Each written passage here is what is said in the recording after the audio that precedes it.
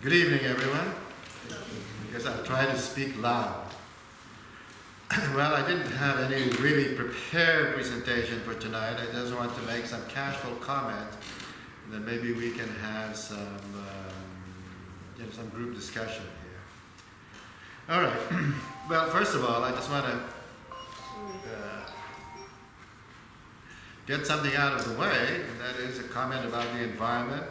You know, we all know that what? It's a big deal, right? We all know the situation is really catastrophic, and of course there have been red flags going all around, something which we can talk about for a very long time. Also, I think that we can also say that it's been a long time in the making, right? I have these anthropologists that tell me we're in a new age called the age of Anthropocene. You know, not the Jurassic age, not the Paleocene age, but the Anthropocene age, meaning that most of the changes in the environment are because of human action. You know, it's all started when we started what? Gardening, you know, planting crops, right? Changing the environment and all these sorts of things. But I think the big changes came about with the Industrial Revolution, which leads up to what they keep mentioning, you know, Western-style capitalism. But the Industrial Revolution, I think, or the factory system, really made the big change. And we again go on and on. I just want to mention, you know, what is really special about the factory system, you know, the degree of the West, and that is the ability to really produce enormous amounts of goods, right? See, as a consequence of human activity, and of course, if you will, human exploitation. In other words, it organized everything and the like. And of course, it took another big jump in the late 70s with the rise of multinational organizations, see, that we have today. And of course, I can go into what those are, but I want to focus on something else. And of course, we can all say today it's really global, right? It's really global. Everything is global. Everything that happens here happens, what? You know, everywhere else. Okay.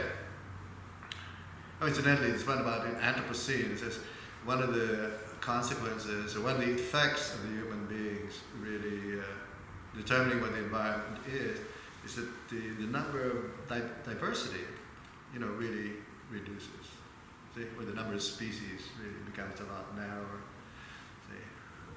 And of course, the other effect is this whole idea of evolution, which means that the environment determines who we are. It's complete reversal. We're now the ones that are, you know, the evolution is because of human culture rather than because of the environmental situation. So surviving doesn't mean adapting to the environment, it means, well, basically getting along, right? Anyway, it's anthropological ideas that I've encountered in the last couple of years, really, you know, for quite a while. Now, but I want to start with really focus on what we're here for, and that's the Bodhisattva way. And of course, that always starts from within, right? As we've been talking about, you know, the development of compassion and the bodhicitta attitude.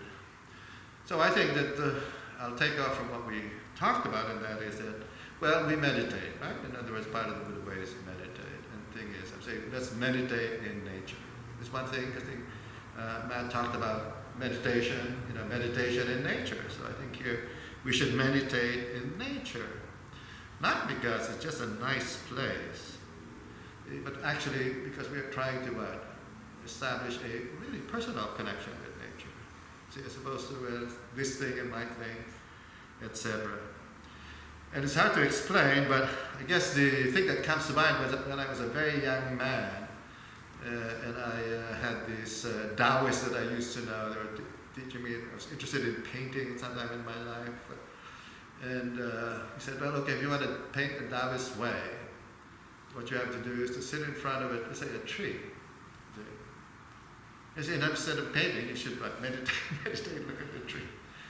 I said, how long? I said, you know, well, turns out very long, you know, maybe even days or weeks. And then said, in the end, there comes a point where you stop, you pick up your Chinese brush, you dip it, and it's done. You know, you do the detail and then the wash. It's finished. See?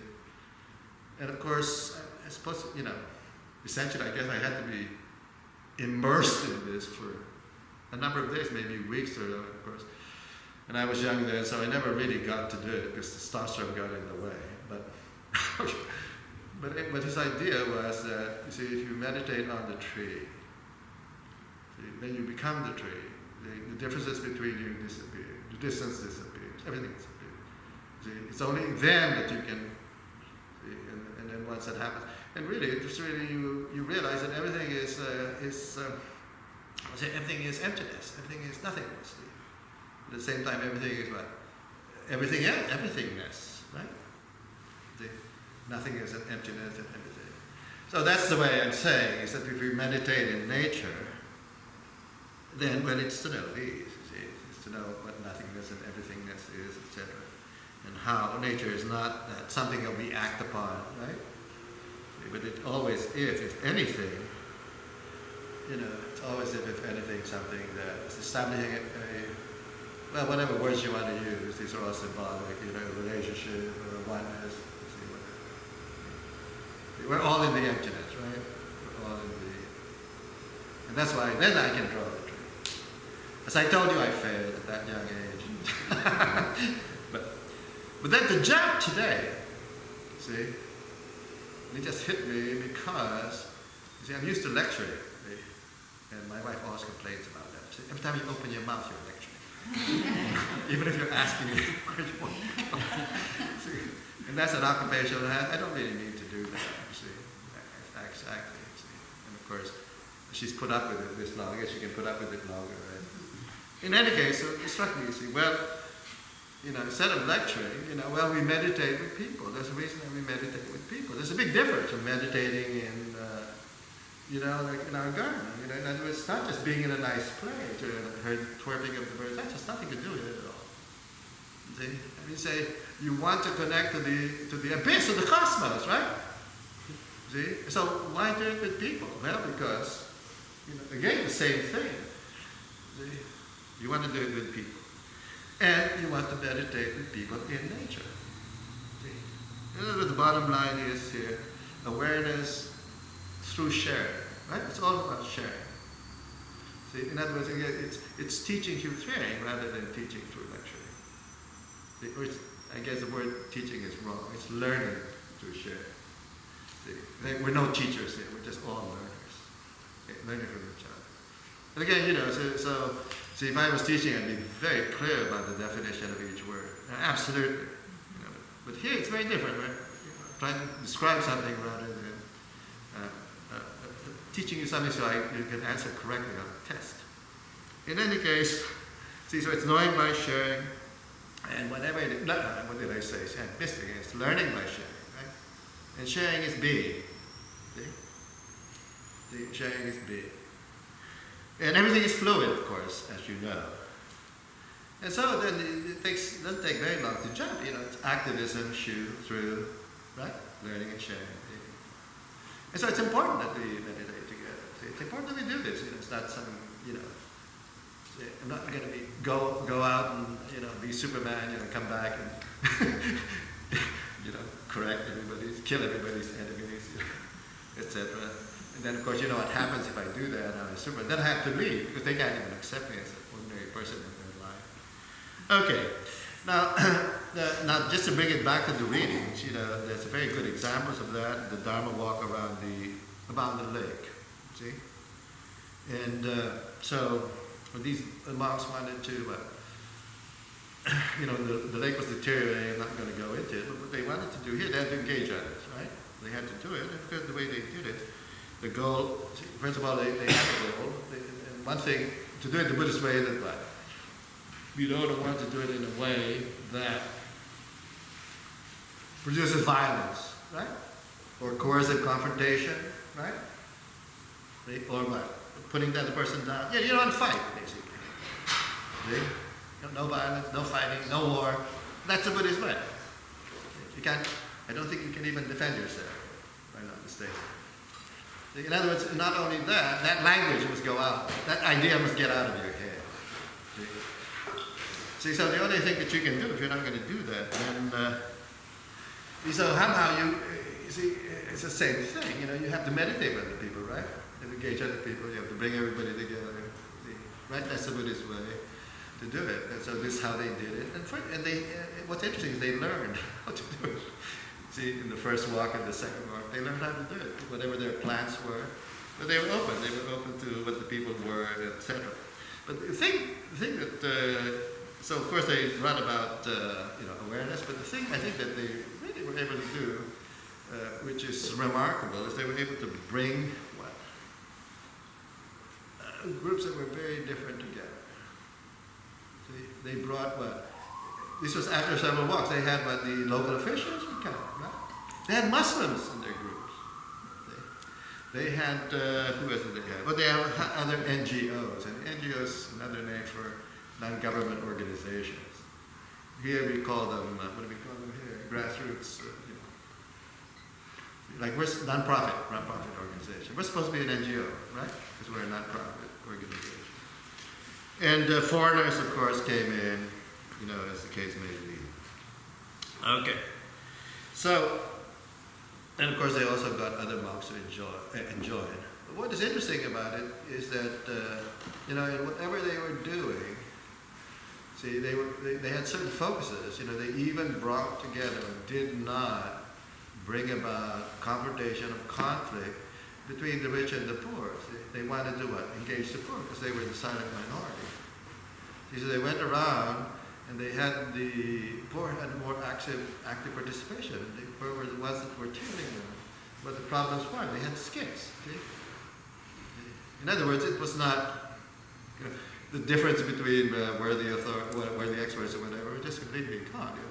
They were more or less an organic, just walking around organic, drawing and collecting these people together, which I think is really remarkable. Okay. And then, of course, later on, they gave more time for meditation, chanting, and group interaction, group skits, etc. Now, the only one, there's a quote here, I'll read it, who said this is what happened. I believe the lake walks have created a unique kind of public space. See, they call it a public space, right? What I'm calling, in which a very broad range of issues can be explored by participants and observers. These issues include not only the current state of human relationships with nature at the local and global level, but also the meaning and significance of Buddhist practice. Abilities, problems of cultivating relations of trust between people of very diverse backgrounds, and challenges of designing effective strategies for social change.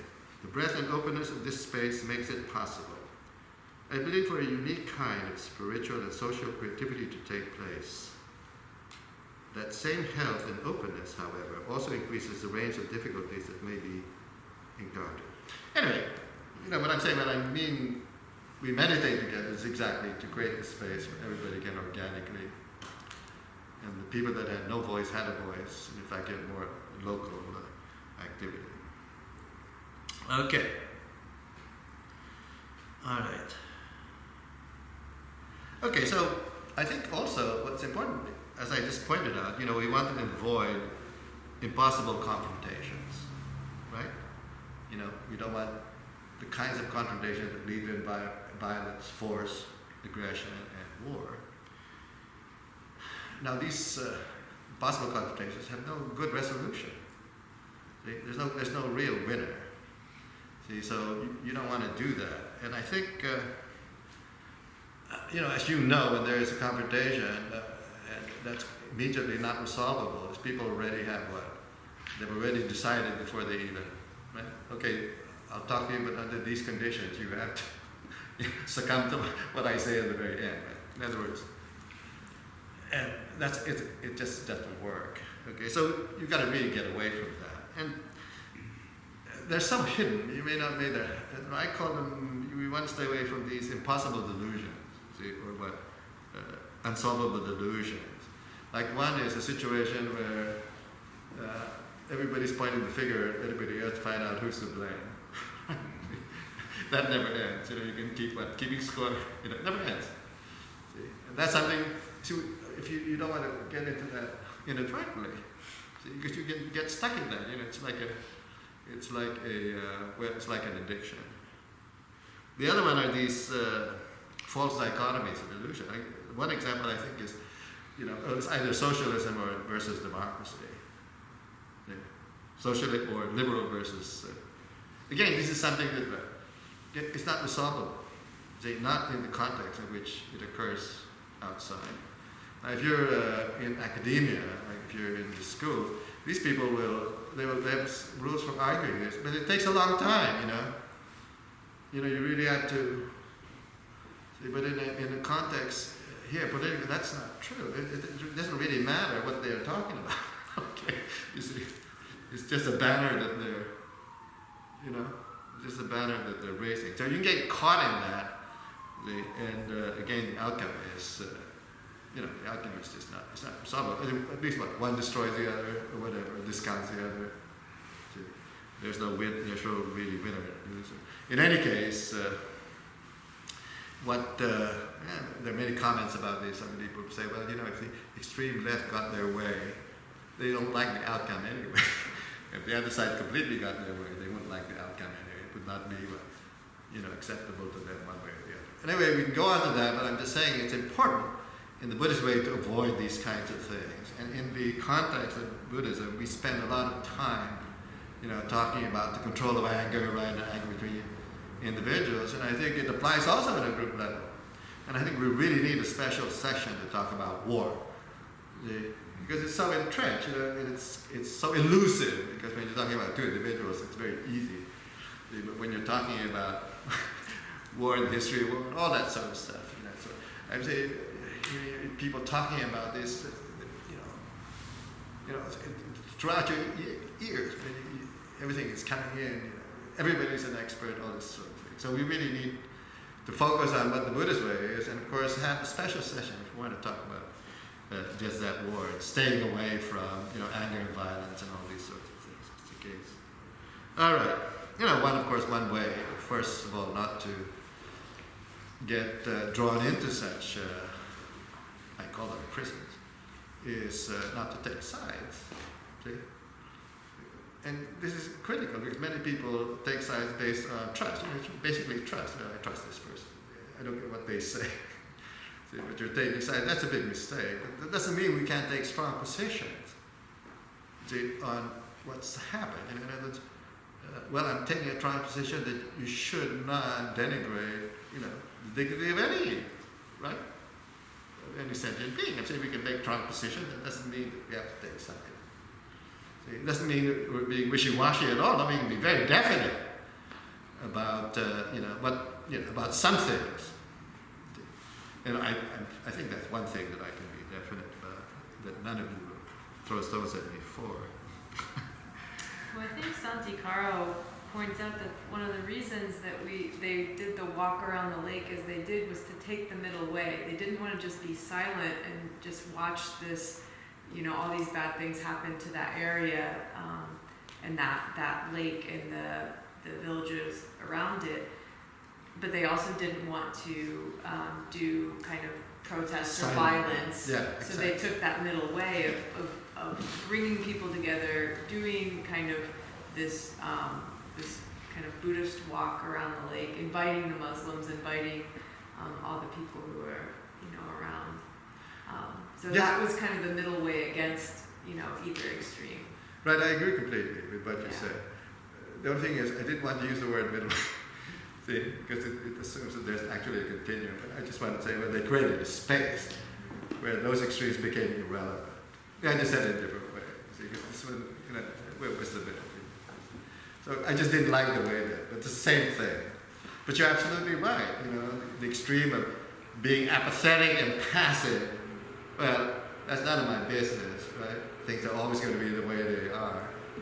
And of course, being very confrontational, hey, let's look for a banner, look for the horse, look for my shield, look for my sword, who's to blame, let's go after them, etc. as the case may be. They wouldn't do that either, because that's not who they were. But they did create something, I think, very creative, rather than just taking a middle position. They actually created something else. You see, it was a lot more than taking a middle position. But that's how they wanted to start out.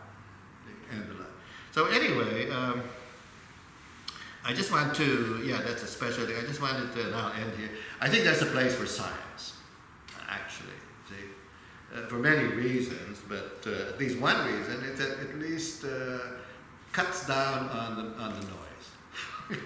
See, and it's true. Science is in the area of relative truth. There's no question about it. But it still cuts down some of the noise. And there's a place for science. Science is about empirical truth versus belief, right? There's knowing and there's believing. And bear in mind that the world went on for many years. People believed it was flat, right? Okay. See. So I'm saying I think there is a place for science in helping, at least somehow narrow the issues when it comes to, conflict. And I'm not saying there's no problems with it. It's but certainly, it certainly I think has a place in that regard. Otherwise, that belief or truth just becomes a free-for-all. Who shouts the loudest? Right? We have to have some way to at least cut that down a little bit. Okay, let's. I made a handout here for you, and what it is, just pass it on. I think Matt was making a list of organizations in Kansas City, and I just decided to print this because I'm not entirely digital. I still like reading books rather than on print. But we decided it's a list of all the organizations in Kansas City that are supposed to be non-profit or grassroots organizations, or many of them are what we would call activist organizations. And I just printed this out from a site called the Peaceworks.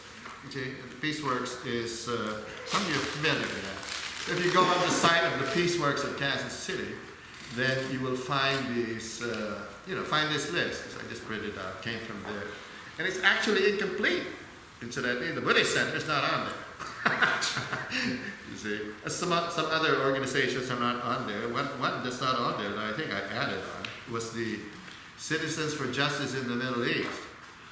And there's another one, which is a bit more, by our standards, a bit more left, right?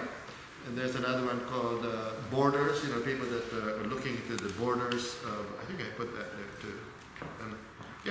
National Association with Culture and Education, Citizens for Justice in the Middle East, the Cross-Border Network for Social Justice and Solidarity. See, those are not, usually listed. I just put some videos, this very last page, I just put some videos there, The Inconvenient Truth and by Gore. But the books that are classics, there are many books. I guess we're going to have a list of books, right?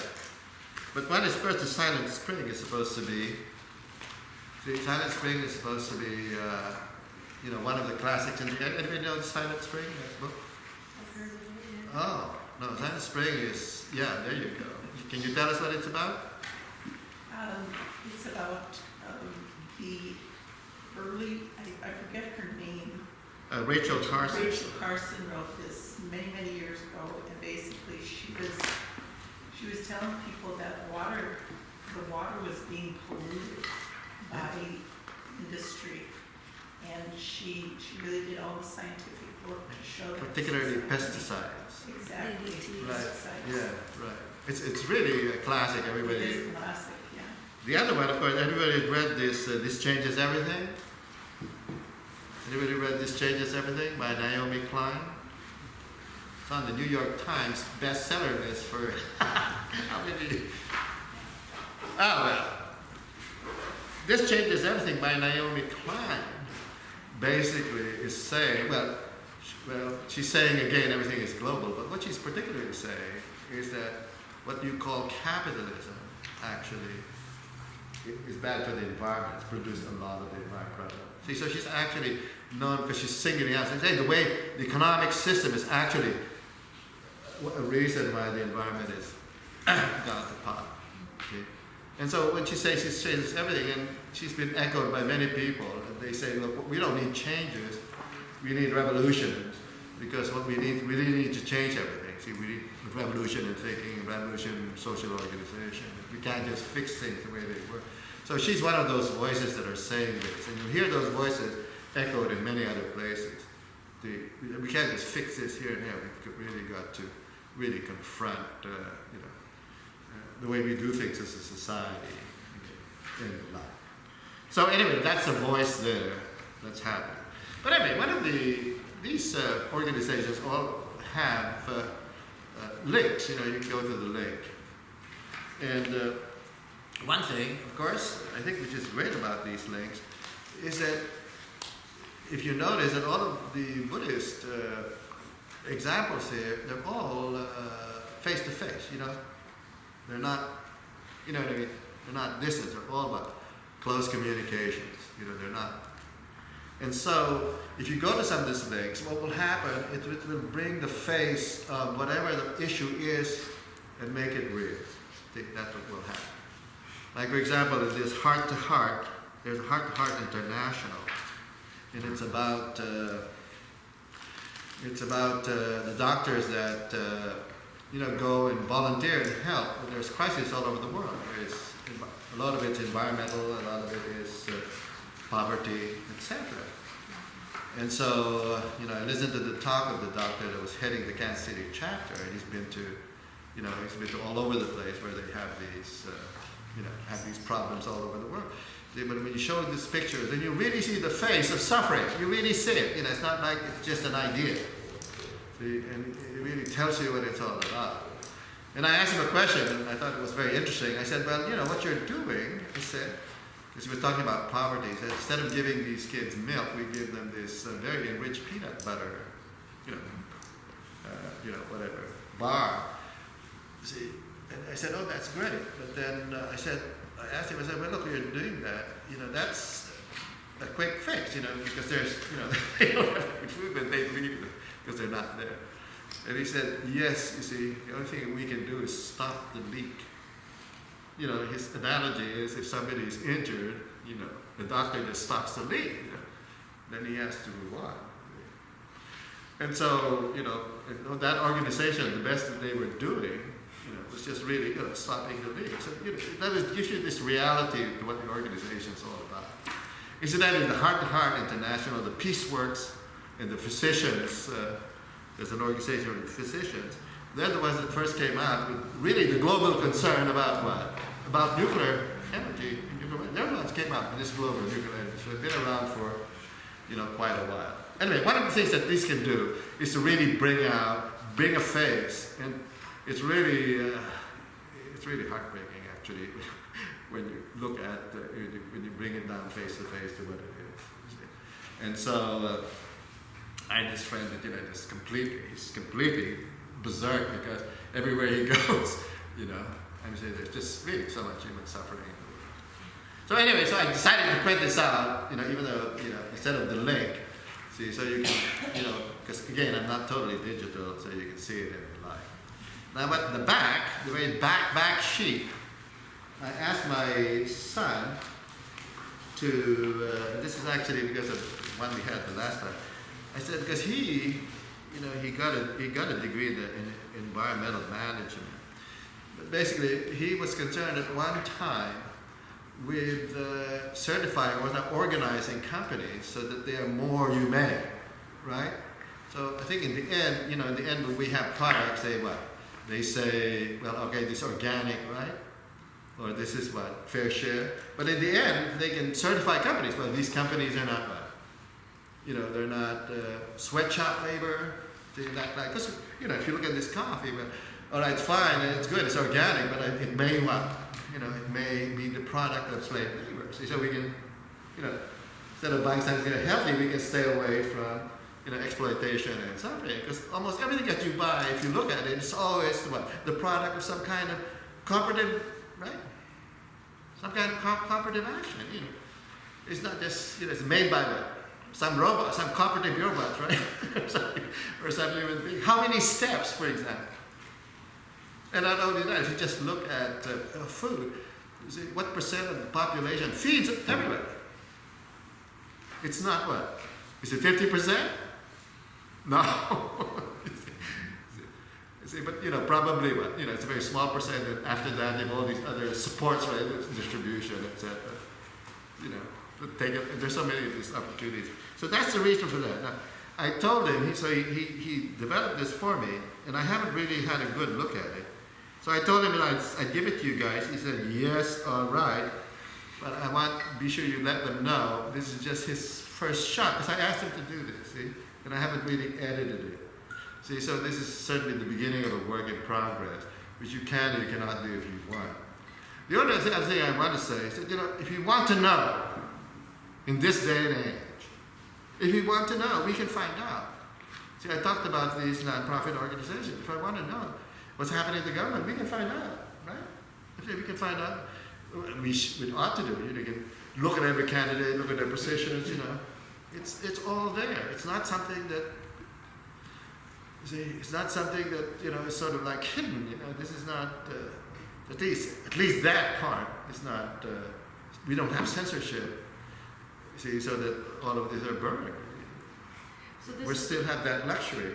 this is a resource to go to if we're trying to kind of sort out if a company is That's the intent, yes. yeah. But also eventually to make it so that they will follow the restrictions, see? If I say, well, look, we'll give you the stamp of using sustainable stuff. Sure. Now we can give you the stamp also of, no sweatshop. So as the consumers, we can look at it and say, aha. See? And we really need to build that into our habits of consumption, see? Because we want to make a difference also in that way. So this is just, I said, is in progress, a work in progress. And these are the, these are the attempts, the beginning attempts. So I'm apologizing because I haven't edited enough, to be able to evaluate it adequately. Yes. So there are basically links that would rank these companies or circumstances based upon sustainability as opposed to profitability. Is that? Oh yeah. Because that's Right. kind of what it looks like on those links as far as the analytics and everything. That they can't. Well, So this is basically just the beginning of kind of a compilation of yes, different sort of attempts. macro analysis based on, instead of profitability, the way that the paradigm that the West and capitalism currently uses as far as successfulness or Right. In success. fact, he was talking. For a company, this is based more on the sustainability as far as it being a long-term impact on the environment and it being a positive thing versus a negative. Just reading through the links, that's what it kind of seems like to me. That's what I'm asking if that's the case. Well, I didn't get the part about the long term versus short term. Okay. No, Well, I didn't. Your it comment says like on this one for the Sustainalytics, it says here's an example of a sustainability information aggregator. So it looks like that's, instead of it's kind of a more accurate ranking of, like, for say like BP with their public relations, campaigns where they're trying to sound like they're trying to get people to go green versus a smaller company that would actually, produce solar panels that doesn't really need to project those kind of things, but in the public perception, it's not as high because they don't have the actual budget behind them for that. That's what it was looking like. I was just. Well, it seemed actually, like that's what that was. That's why I was asking you if that's. my answer is I don't know. Okay. But I think that's a very good question. I actually want to access this and think about it more and find out if that's what you're saying. Yeah. See, but certainly, without a doubt, it puts some control over. You can't get away profitability, but you get away, with what is. You can at least try to restrict profitability. No bars, no holds bars. You see, at least they can keep it down. See, so that it's not just totally off the wall. There was that one case recently where the guy was selling he bought a drug company. He was selling a pill for $1,000 or something per pill. Remember? Well, yeah, it became where. Yeah, See, of course, they tried to restrict it, right? purchasing patents. Yes, by court, they tried to restrict it. So, but still, even they restricted by one half, they still made a hefty profit. See?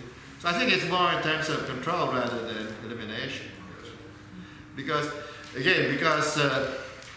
profitability is too high. We've heard this before. You buy something, a ball pen, you buy it for $1, probably it's only 1 cent to make. You can't say there's no profit there. In fact, the idea of just price during a long time ago was an issue, like just wage. That fell out the window. You see, people don't talk about just price or fair wage anymore. Okay, so the only other comment is that we talk about social change. We just look at social change. There have been some regulation in terms of the nuclear, right? But you look at how long it took before they were even able to say that smoking caused cancer, right? How long did it take for them to, the ozone, to restrict the emissions because of the ozone? Science made a difference because they showed that if you had the ozone, the cancer rate went up. You wouldn't see that if you were just, you would see that. Of course, there are other fake things too. People went on and said, vaccines cause what? Autism, right? So there was no scientific, So there's the professional domain, the people that are really working to find out what it is, and then there's of course the public domain, the advertisement domain that make claims about what science says, which may or may not be in accord with. All I'm saying, they all have to play a role, and I'm saying there's all of the above.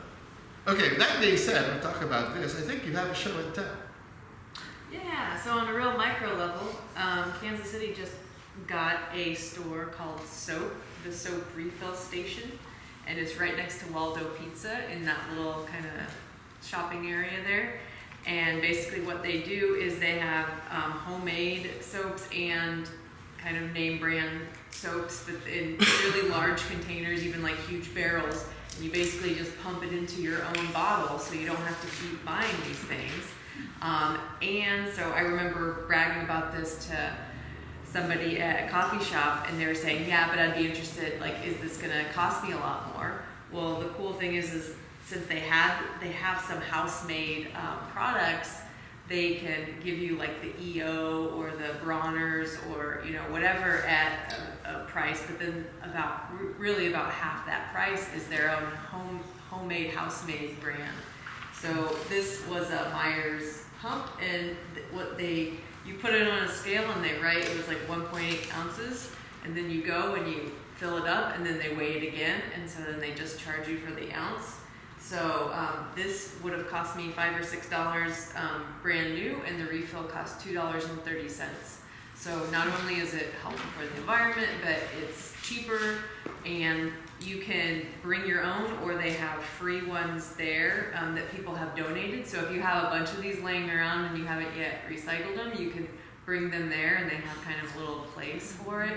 It's laundry detergent, shampoos, soaps, all of that. So I only took one of their cards, but and then they slap, if you want, they'll slap on a little label so you have over your old other label. So you do know kind of what you got there. So it's pretty cool. They just opened up. I got on their list before they opened, and so you're ahead of the curve if you start going, because they're brand new into our market. And you said the prices are comparable with? Yeah, I mean, this was my test case. So I didn't refill it with brand name stuff. I refilled it with their homemade. She's brought me over to the mint because I had brought in a mint bottle, of the soap, but it was half price of what I would have paid for that. Is that hand soap or bath soap? That one's hand soap, but they've got shampoos and they've got. And how much was that? $2.30 for the refill.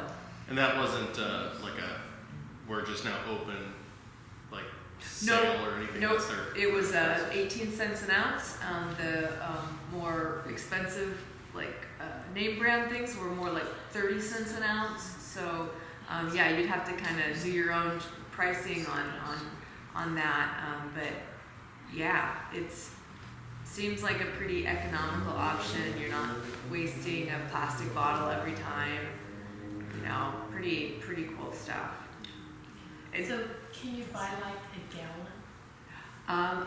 I don't know. I think if you bring in a gallon, you can fill it back up, because they've got them, big old compost bin size. Well, Or instead of bringing gallon. a bunch of small bottles, can you? Oh, yeah. Yeah. And then just fill it up at your own home? Yeah. Yeah, They have 50-gallon drums. they seem really receptive. Just walk in there with your dolly. Good for a lifetime, right? But it's pretty cool. And it's maybe a husband and wife or a partner team, and that's very kind of That's awesome. Yeah, mom and pop, so. We should patronize it so it stays. But she'll share the link for sure. Yeah, I don't know that they So- have a link. Oh, I'm they sure they don't. do, Oh, but Maybe so. so KC. No, the address. Yeah, I brought in their card, so. Well done. Oh, okay. Well, we know what that is. Yeah, right next to Waldo Pizza. Well, in any case, I guess it's time to, get into the groups. And I was asking Matt, and Andrea, what kind of questions should we entertain in the group? Could I I was- say something yes. first? I would recommend if you can find the latest National Geographic. The front cover has a picture of all this trash. The whole Oh. front page is trash. And basically, there's an article in there which talks about what we need to do is have a closed system in the sense that basically the things that we put in the trash, they're trying to make those so that they can be used as energy. And the energy then would power, other businesses. And so there are beautiful diagrams in this article showing how everything could be linked. And one of the examples they give is like this woman who had a hog farm. And the problem with the hog farm was all the waste. And so they're figuring out with all the farmers around how to deal with that waste, take out what they don't need, use it for manure, and have a closed system within this area, and how that would help if like the cattle in this country, which are doing a lot of polluting, these things are possible, but it takes a lot of, and I think it is it Switzerland or Sweden, where Scandinavian country, where they have a whole model of this going on, and they built a huge building, and on the top of the building there's a ski slope. There are places where people exercise. Underneath is all this machinery where they're dealing with all of the waste. And so it's very, very interesting. They talk about clothing, what you can do with clothing, and food, and all that stuff. So if you're interested, I can try to find that this most current issue of National Geographic.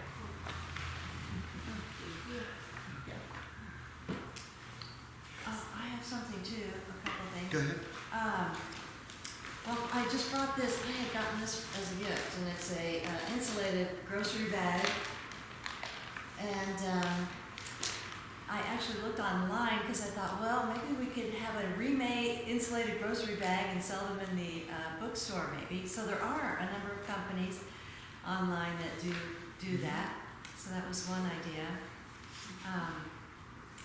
Another thing that I have not done, but there's a way of using less water when you flush your toilets by putting a little toilet tank bank in the tank. You may already heard about it, but they're really inexpensive. They look kind of like a hot water bottle, and they're available online. And you just hang it in your toilet, and it will save like a lot of water over the years' time. And the third thing was a website called recyclespot.org, and it just tells you where you can recycle everything. Like you were saying, Luis, you can recycle everything, and there's a place for it. So that was a good website for it. What's it called? Recyclespot.org.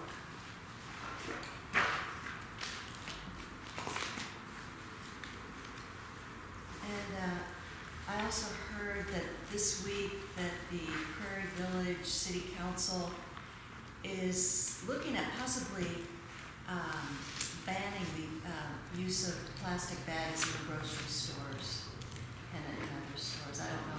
What organization is that? It's Prairie Village, City Council. Oh, it's a government office. Yeah, it's a government Yeah. I office. think the state legislature, though, is discussing to not allow cities to do that. Oh. But this is a good example though where being able to speak up to the state legislature and you know, express how you want to be, you know, that something like this is meaningful and important to really make sure they understand that's something people want, you know, so that you don't have, because I can understand the state legislator wanting to make sure that, you know, it's like one city is no bags, another city, you know, where it could cause a lot of confusion. Well, they're saying that it's gonna cause undue stress for the companies. Oh, yeah. Missouri That's- already has But- a ban on banning bags. Yeah. Yeah. California, you can't, they don't give you back from the first. Yeah, Yeah, paper go for it. back. Well, so maybe like a letter to your representative or congressman. Well, Like and the other thing is you something. just don't use a bag, you know, take your own reusable That's, bags. yeah. That to me makes the point of being politically active. Mhm. Right. Yeah.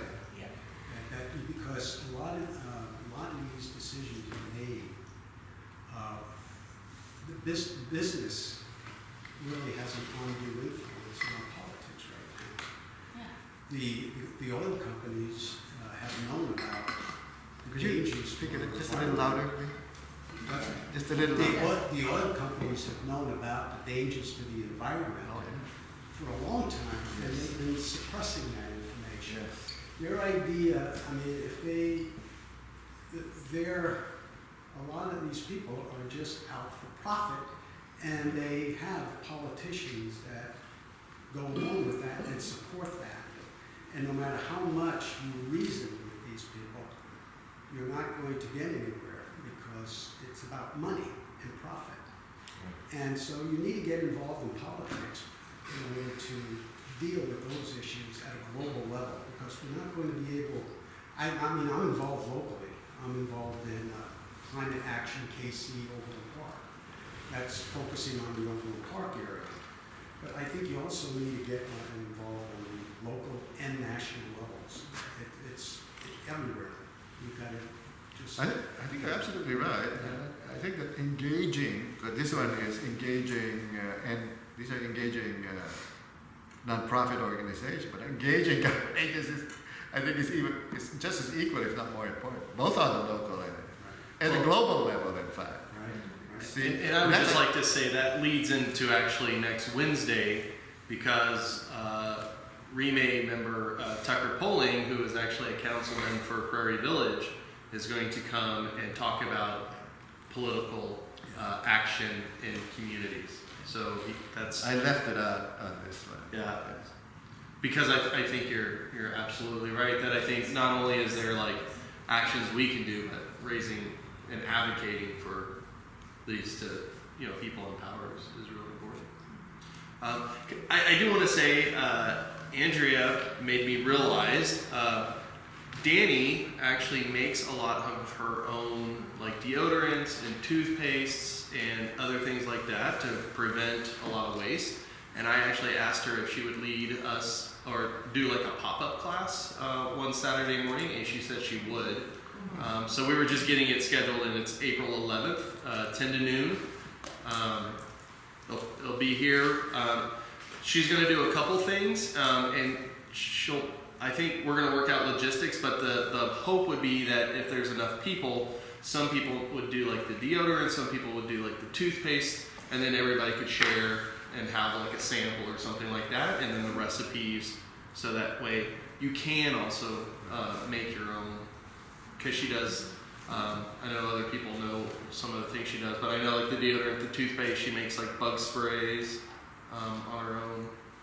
So, and one of the things, and I know we're kind of running a little bit out of time, so maybe as a group discussion, one of the things that I was really inspired with the reading that we have right now with the Thai monk ordination and even that walk around the lake was just this notion of engaging like Buddhist principles into action.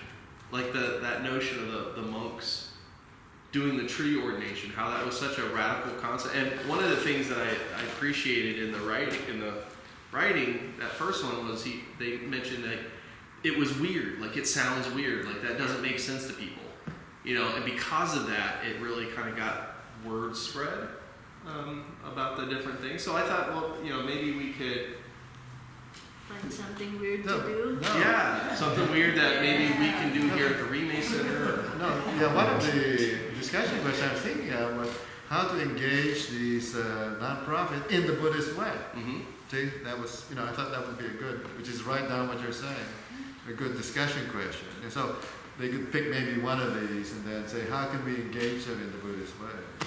Well, because a lot of those, there's several of those. Like I'm on the Greater Kansas City Interfaith Council. There, I know. I think Sergio's wife does the food circle. Yeah. There's a lot of these that I think we all kind of are in our circles of influence, I guess, or are in our sphere of just what we do. And are there ways that we can maybe engage them? Not just like, hey, I'm from the Rime Center and we're into maybe doing more of the same actions, but also, and Luis, I agree with you, like what do the teachings tell us that we can bring to maybe put some new energy into? Why don't we make a group discussion? That's a great Yeah, idea. I think that's great. All right. So, There how was a many are question 2, about 4, 6, the 8, soap, 10? Yeah. about gallons. Yeah, I think we're out of time. No, I mean, do we have time for, we don't have time to Well, do little groups, we can do it as a big. Yeah, okay, let's do it as a big group then. But we had a question about the gallon. At soapkc.com, 10% discount if you go over 24 ounces, and 15% discount if you break the gallon mark. There you go. So take your 55 gallon. So let's maybe start with this, and then maybe are there groups that people actually have a connection with, Yeah, go In that here? way. and maybe say, oh yeah, I've done stuff, or I know of them, or I've been to a meeting, and maybe I'll start the discussion. So for me, the Greater Kansas City Interfaith Council, I think a lot of times they are looking at ways to engage multi and interfaith organizations, and I think sometimes there can be, because it's it's like this size of a group, sometimes it can be a little bit of a, organizing by committee. So there's sometimes not a really strong focus.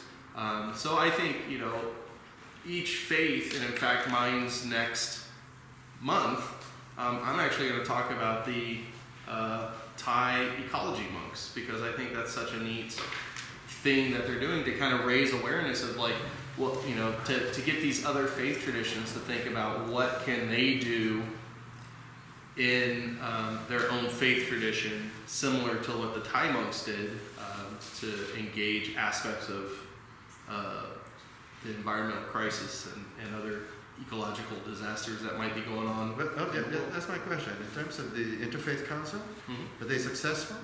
Mhm. And are they able to come together for a single activist goal related to the environment? Yeah. They I are? think I think a lot of the discussion they have, though, is usually around responses to violence, or when there needs to be a public interfaith statement towards something. So the Parliament of World Religions 5 years ago had a statement that they wanted people to sign off on environmentalism. So maybe raising that back up and having the Interfaith Council make that something that they can work towards. So do they declare, for example, that they're in favor of some action in terms of the environment? Yeah, I usually has to be raised as a specific issue Right. for them to respond to, But they will do that. if called on. Yes, I've attended some of their meetings. Yeah, I think it has to be somebody has to champion it and kind of lead the discussion and the push. But yeah. So that, anyways, that's my example. I don't know if anybody else has. But we can go to the next. Yeah. I don't really have any experience with any of these organizations. Was there anyone there that stands out for you that you think would be important to engage with? I've engaged with like a couple of the social justice organizations here in the past. I'm not sure if they're even in here or not. But Surge KC is something that I've attended in the past. I think they're actually kind of okay. So I have, but I think they're actually kind of on a hiatus right now, sort of reorganizing and figuring out exactly there they are, how they want to continue moving forwards in a more effective manner. In the past, their meetings were mostly focused on social justice issues, though. They could be also understood through an environmental concept as far as their activism against gentrification and unchecked gentrification, especially around Truce. Oh, yeah. So, I mean, those, and especially considering that, the location of where our future temple is going to be, that it's, from the Rime's perspective, I think there's an intersection there from that perspective, so, I mean, that would definitely be something that, as far as acting globally, that we could involve. And I know that we've talked about there's going to be a meditation garden and hopefully a fruit tree grove and other things that are going to be there that might actually help for the sustainability of that immediate circumstance, that we can participate in. We actually put in an application to be at the Truce Festival this year Oh, fantastic. That's awesome. and have a booth there. So yeah, my involvement with local organizations and action has been more social justice based in the past, more than environmental. But yeah, I mean, I think there's a definite intersectionality that exists there. Thank you. I'm involved with Sunrise Movement, which is a youth organization, a youth environmental organization. It has a pretty large following on the UMKC campus. And then along with that, I have friends that work in the Thomas Hart and Sierra Club chapter. And then also I have a couple friends that work at Bridging the Gap, which is like recycling, reforesting, that type of thing. And as far as like actions that they're doing, I would say the Sierra Club chapter, they're interested in political action, whereas Bridging the Gap perhaps takes a more practical or pragmatic route of actually like implementing change within the local communities. And then I'd say Sunrise Movement is very much interested in political action, but also advocating and raising awareness within just the local consciousness of like keeping a conversation going. In the fall, we organized the largest, historically largest, student-led climate strike in Kansas City ever. What strike? It was a climate strike. So students, I mean, we had high school students, college students, and we all just left. And it was organized with the law, so it was like strike and questionable maybe, but Walk out. Yeah, walk out. Police were like escorting us, so we were behaving, which I thought was kind of lame, but How would you rate their success? how would I rate their success? Or the importance of what they're doing? The impact. I would rate it pretty high. They go and lobby in Jefferson City pretty Okay. often, and Right. yeah, they're definitely localized. Like, they're every month they're up to things. It's a lot more than just awareness. Yeah, Yeah. certainly. They're the inheritors of the myth. It's true. See, I'm not really heard. I haven't really had any contact with any of these on the list. Although the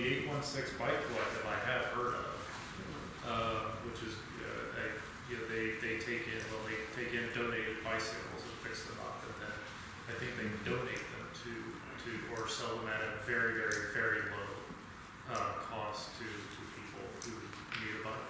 I have a friend who's big in bikes. I may let him know about that. He's Yeah. probably- It's like 31st and Sure. Forest, so, yeah. Go share. They don't have to pay fuel tax.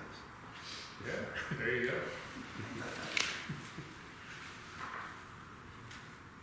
I'm still looking.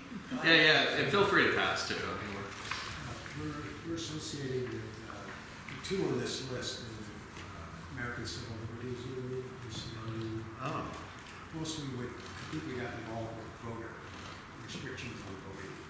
what's the next thing? Voting rights. Oh, okay. We got involved with that a couple of times, and we donate to the ACLU. And then also the Sierra Club. We used to be a member of them, and they still send me information and about legislation that's coming up. And I find that useful because when my legislators will talk about it, and find out what's going on with that. So, in addition to that, I recently joined the Climate Action Group, which focuses on local issues, Climate Action KC, Overland Park. That particular focus is mostly on Overland Park. do they have ones for other areas of the city too? Yeah, I think that's originally the parent organization. It sounds like it's Climate Action KC. Oh, And then this is an addition onto that. Okay. So it's a whole metropolitan area. And these are organizations that directly try to influence legislation. They're Right. really political. Yes, absolutely. Attending the city council meetings, Yeah, absolutely. they recommended that. They asked for volunteers to go there, and we would have a meeting on Sunday. I also keep in touch with Sunrise, where I get their emails to find out what they're up to. I'm not that involved with them. I did go to that strike on the plaza. That was really cute. Boy, look at all the activists you have in this room. I know. It's amazing. I just looked on the Facebook page. I guess the search hiatus is ending next month, so that's exciting. Vicky, it's your turn. Oh, I just wanted to say, Oh, sorry. look for the National Geographic. Yeah. That's a really good article. But also, we did go to the plaza when Sunrise had their march. Huge. It was huge. It was really, really amazing. Very, very good. Lots of people honking their horns. How long ago was that? You know, It happened in September. Yeah. But Sunrise is the organization that actually spearheaded the campaign that resulted in Quentin Lucas signing initiatives to pledge towards green initiatives in Kansas City. And we actually met him that night. Yeah, he was there. He was there. I mean, what I really like about young people, a lot of the meetings we go to is a lot of old folks. And this one was so energetic. It was really good to see young people. you know, sometimes I guess you wonder why not everybody's there. And you know that if, again, we're talking about the Buddhist way, the Rime Center can go as a Sangha. Yeah. They can choose which ones to go to as a Sangha. My sign said there is no planet B. So there were lots of cool signs.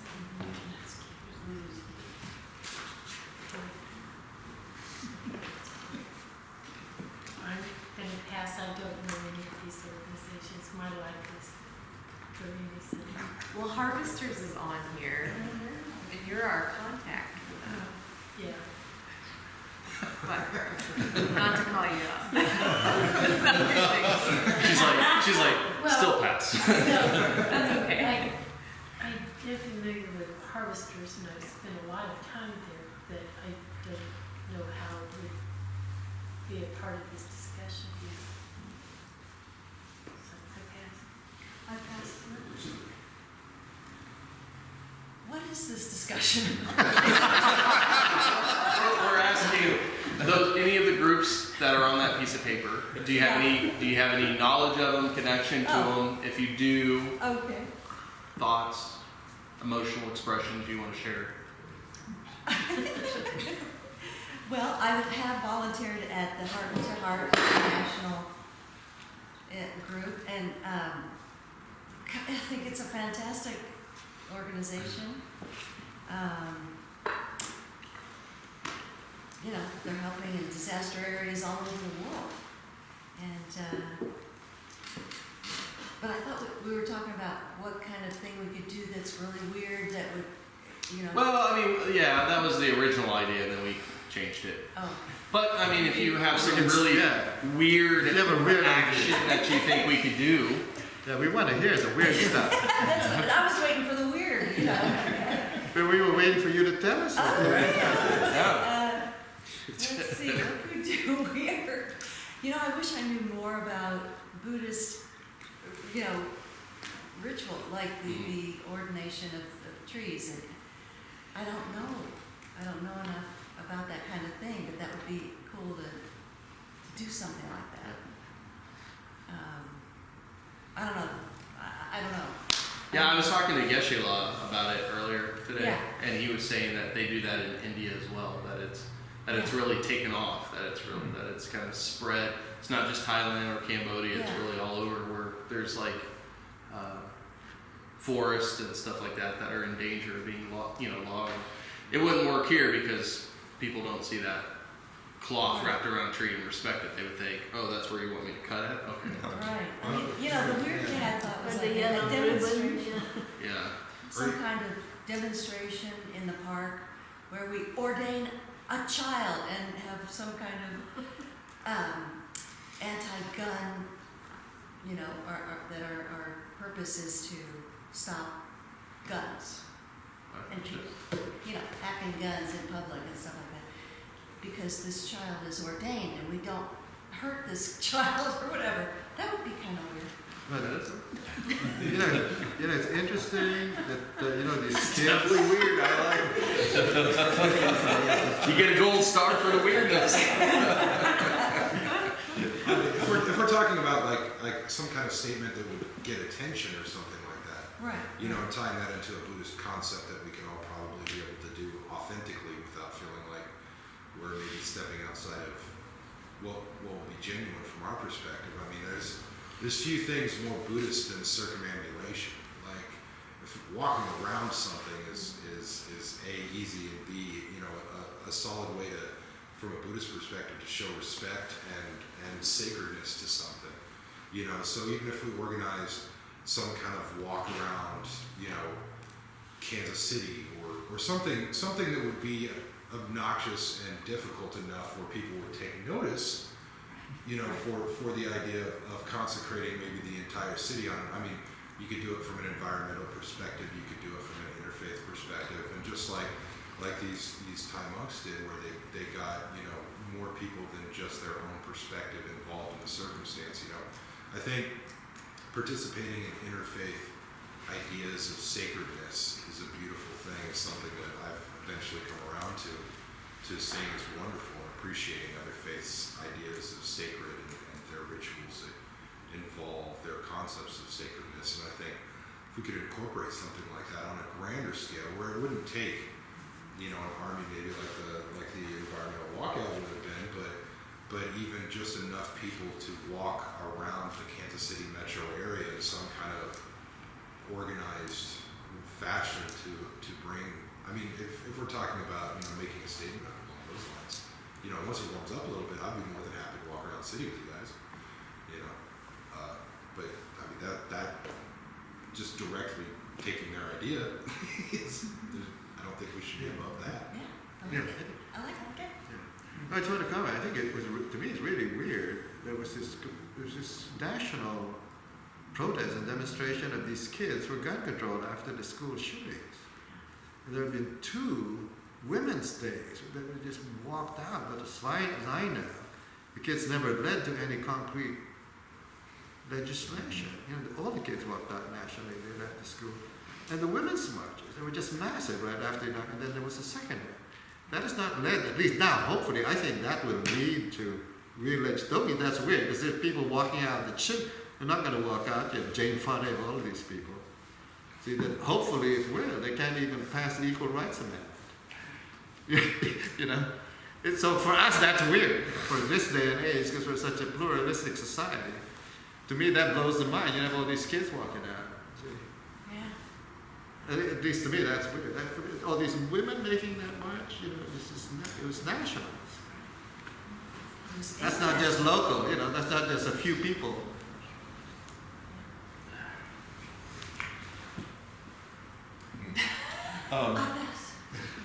Okay. Communiversity is in here. I don't believe they're still functioning. Oh, they're not? Yeah, the guy who led it retired, and there wasn't anybody to step up and do it. So they just kind of let it fizzle Another out. one for older people. What's the name of it? Spark. Spark. It's connected with UMKC. Yeah, we had Sergio had done a class on Buddhism with Spark. I think it was last summer. Yeah. Mm-hmm. Yeah. I don't do anything that's in here. Anything weird?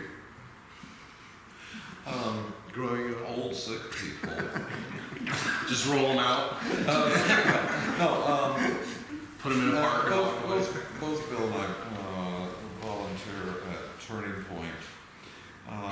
Turning Point, Kansas City, was founded 10, 11 years ago for anyone with a chronic disease. Chronic being everything from high blood pressure to cancer, you name it. And what we provide for anyone that qualifies in that matter are free support classes for them. Everything from yoga, Tai Chi, both on a mat and in chairs. And then we have other support actual classes that are given, like one was thinking for yourself when others don't want you to. It's a problem for elderly who are ill. Then you get down to the ones with multiple myeloma, pancreatic cancer, support for people that end up with that disease, because it's the kind of thing that you don't really find outside of an institution, if you will. But all of the classes are at no cost to anyone, and we just volunteer there. And if we need to, why we'll wheel them in and wheel them out. And they do. They come in all sorts of mechanisms. It gets me better. 30 seconds left. I didn't study this, but caught my interest was reclaiming democracy. This would seem to be at a time where oligarchy and authoritarianism is increasing. I'm lightly associated with several, but there's also an organization called After the Harvest that goes around and gets, like, if there's extra potatoes that aren't being used, they send volunteers and they get the healthy food, similar to distributing like harvesters, but very much straight out of the ground. So they have volunteers that can go help skim or grab the produce as needed. I don't know how that relates to weird ideas, but it does help the environment by decreasing food waste. So 30 seconds. I don't have much involvement in many of these, but I've volunteered my musical capabilities to like the Dialogue Institute and the Thomas Hart Benton Sierra Club. Your turn. 30 seconds. Oh, I'm a loner, so I don't belong to it. But I just wanted to make a comment that one of the things that struck me with the three monks is that, we are the only creatures gifted with imagination. And so when you combine imagination with intention, it becomes a very powerful force. So that, perhaps just in our morning meditation, to give a little thought to the environment or whatever we want to have. Because what they did with the ordination is that they gave the tree, they acknowledged the trees as a living being and the right to exist amongst beasts and men and everything else. I think if we use our imagination and our intention, that can be just kind of go into the ether and everything. Okay, I got 30 seconds, and she's not in any organization. She's done so much work helping other people in many different ways. I'm not kidding. See, so even though she's not formally with organization. Now, for me, my 15 seconds is that I'm again many organizations, but right now I'm in the community of reason. And the thing that struck me, and why I put it there, is the Justice for the Middle East. What they're doing, they're revealing what's happening to Palestinians, much like what the Dalai Lama is writing about Tibet. It's almost really a reflection of it. So it's really moot today because it falls around with Tibet. I used to be involved in the Sino-American a long time ago, which is actually sympathetic to Tibet here in Kansas City. And they were the first one that brought and made the mandala at the Nelson. This is before. And that organization has died down, but there's parallels between Israeli and what was happening in Tibet. See, in terms of today. So, in any case, we'll give the closing. Everybody want to give the closing? Oh, it's just our dedication of Yes. merit. I will just for next week, just a reminder. So Geshe-la is going to do the Dharma talk Sunday, and then Tucker Poling will talk about politics and getting engaged in politics. Reading-wise, though, our reading I'd like us to do is Encouraging Word for Activists and Practicing with Passion, which is pages 252 and 257 of the book. But this is in line with the schedule you already have written down. Okay, so I don't have to, because it's already there. Okay.